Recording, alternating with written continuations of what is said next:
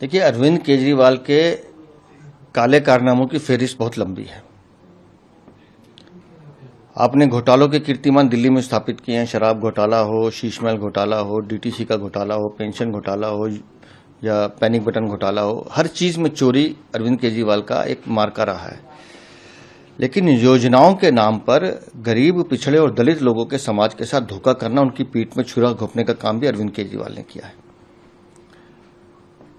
अरविंद केजरीवाल ने अपने 2020-21 से लेकर 2023-24 के 3 साल के शासनकाल में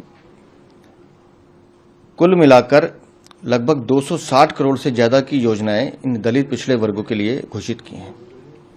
लेकिन पैसा खर्च करने में खर्च किया सिर्फ 7%। झूठ।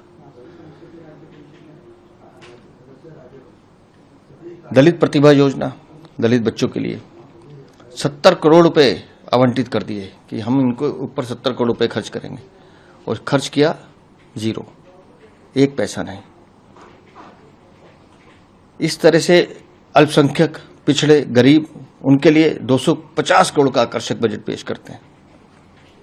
खर्च करते हैं 4 करोड़ 2 लाख रुपए। कहां 250 करोड़ और कहां 4 करोड़ 2 लाख रुपए। मतलब काम करने की नीयत नहीं थी, सिर्फ धोखा देना था। बाबा साहब भीमराव अंबेडकर के नाम पे धोखा देना था, उन महापुरुषों के नाम पर धोखा देना था, और दलित पिछड़े वर्गों को वोट बैंक के रूप में इस्तेमाल करने का काम अरविंद केजरीवाल ने किया है। और ये हर योजना में किया उन्होंने। जो जितनी योजनाएं दलितों से जुड़ी हुई थी, जितनी योजनाएं पिछड़ों से जुड़ी हुई थी, जितनी योजनाएं अल्पसंख्यक से जुड़ी थी, उन सब योजनाओं में अरविंद केजरीवाल ने दिल्ली की जनता को धोखा दिया है, उन गरीब वर्ग को धोखा दिया है। तो हमने आज पूरा डाटा रखा है कि किस तरह से पिछले 5 साल में अरविंद केजरीवाल ने दिल्ली को घोटालों के माध्यम से तो लूटा ही लूटा हुई, लेकिन जिन लोगों को आपने वोट बैंक के रूप में इस्तेमाल किया, उनका एक बड़ा वोट बैंक अपने साथ लगाया, उस वोट बैंक को भी कैसे आपने धोखा दिया है। कैसे उनके जो पैसे उनके विकास पे खर्च हो सकते थे, उन बच्चों की शिक्षा पे खर्च हो सकते थे, उन बस्तियों के सुधार के लिए खर्च हो सकते थे, उन पैसे को भी आपने खर्च ना करके आपने उन गरीब लोगों के साथ धोखा किया है।